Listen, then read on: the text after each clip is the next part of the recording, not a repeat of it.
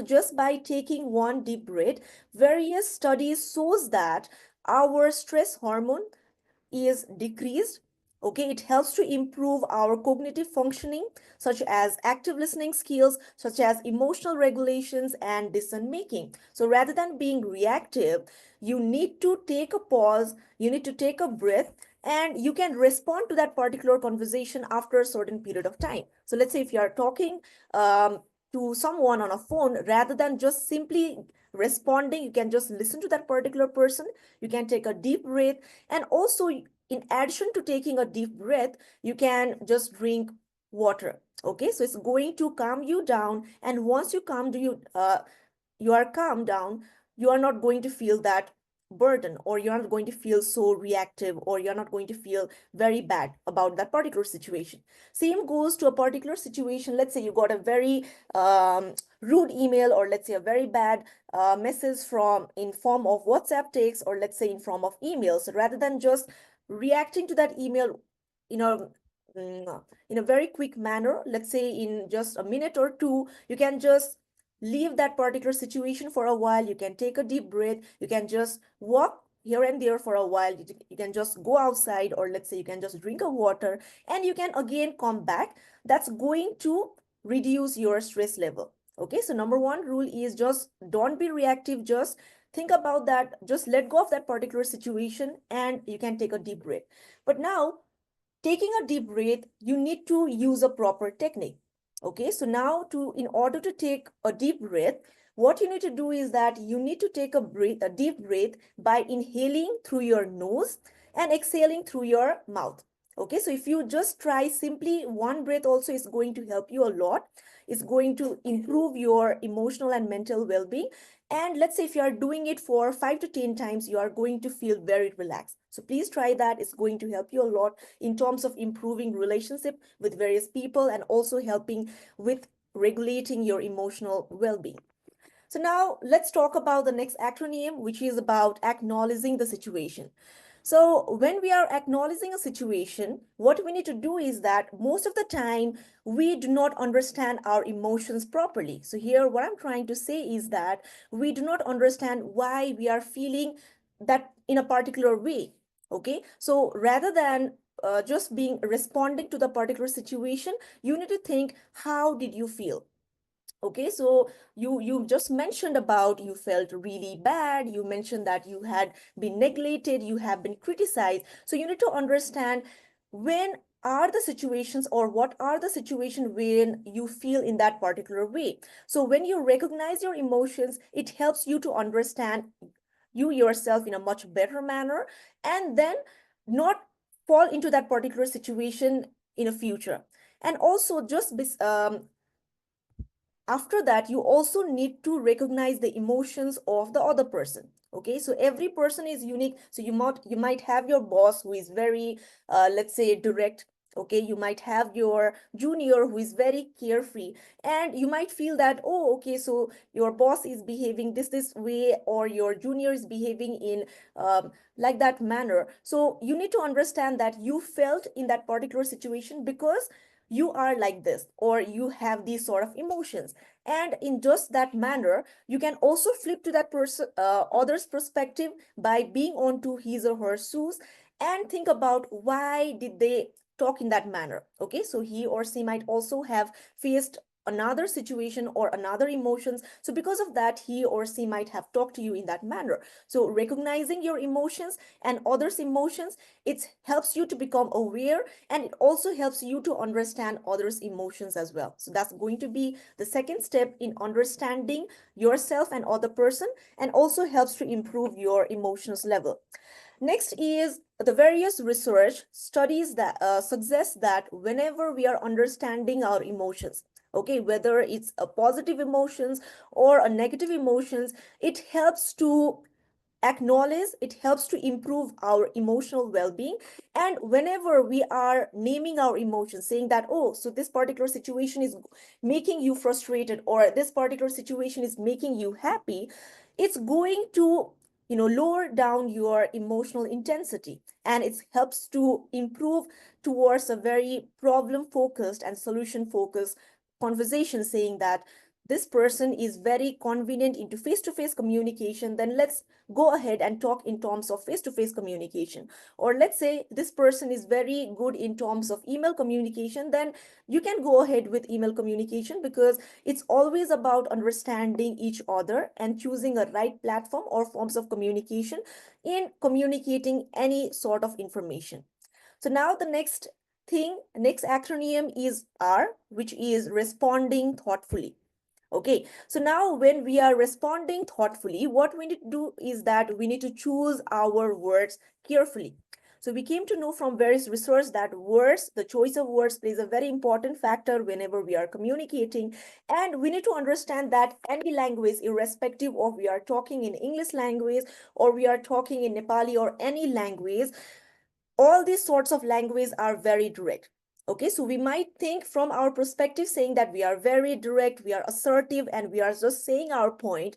But what about others? Because just by the way of our communication in any forms of communications, the other person who is listening to you or reading your message or your email is going to misunderstand you, or you are also in the longer run going to lose relationships. So you need to use the words very carefully, and we are also going to talk about how we can choose words carefully in today's session.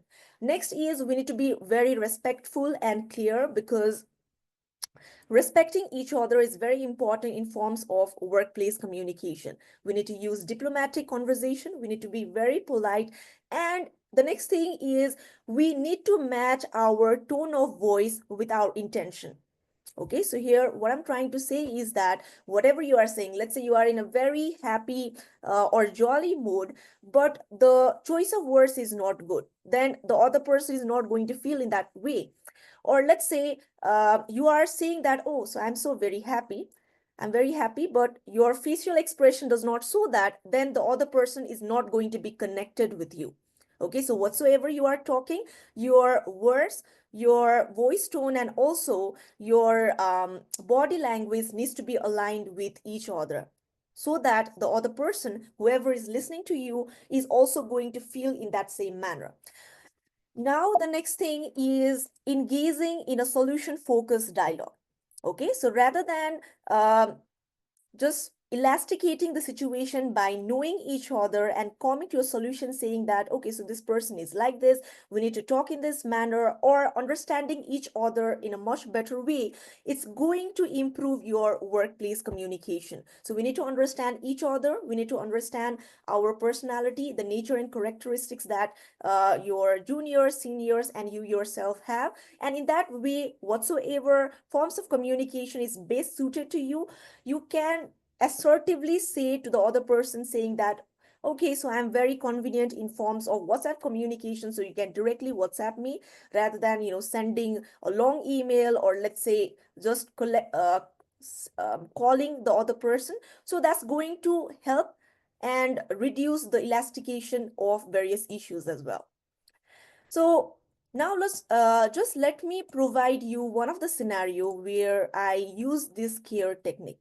Okay, so I had this client of mine, and I'm currently working this with this same client since past 2 years. Okay, so initially when I was working with this client and with this HR, especially because HRE was the point of contact in this entire thing. So when I was working with this client of mine, I had a very bad communication issues with this HR, because I could not understand this her the way of communication, and she could not understand mine as well.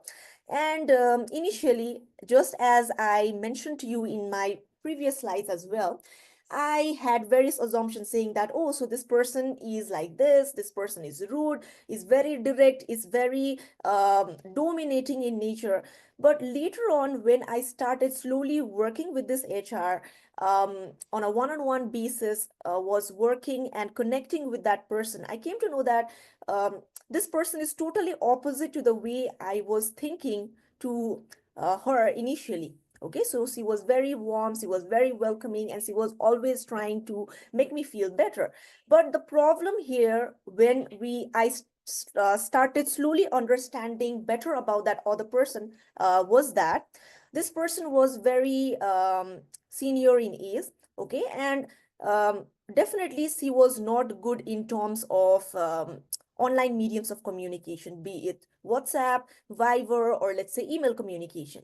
Okay, so since he was not well off with all these technological tools, she used to write a very short text or very short email saying that, okay, so let's do this, or I'm not good in this particular thing. So she used to write emails in a very direct manner. She used to send me text in a very direct manner. Just to provide you with an example, one time I sent her WhatsApp saying that, okay, so our consultation task, the first phase of consultation task is about to get over. So if the company wants, then we can continue with our consultation process. Okay, and as I've mentioned to you all, she was a very experienced HR, but she was not good in using technological tools. So the response which I received was, so then what can I do? So she just respond to me in that manner in the WhatsApp message saying that, so what can I do for that situation? So if I was not knowing to her personality or her communication style, previously I used to get very offended saying that how she could talk to me so rudely, or she is trying to dominate me, okay, being in a very senior post. And I actually used to share my grievances to the CTO of that organization. But later on, I once I came to know that, oh, so she's not good in the forms of technological communication, she's not very quick in typing, so she used to write in a very small sentence. So rather than thinking about, okay, so she did not understand my situation, I communicated to her saying that, okay, so ma'am, if you want to continue the consultation process, then we might need to have another meeting with this person. And after that, she called me saying that, okay, so Pooja, we want to continue the consultation, and we would like to know how we can go ahead. Okay, so simply by understanding the other person, okay, understanding and using the care technique with, I'm not directly responding to the situation.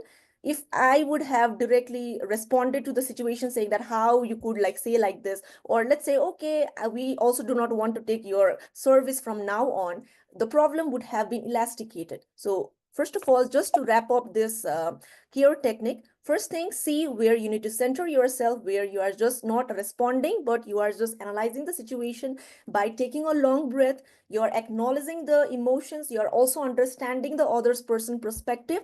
Then you are responding to the situation by using a very polite tone, and then providing them or the other person with the solutions focused conversation. So in that manner, you can improve your workplace communication.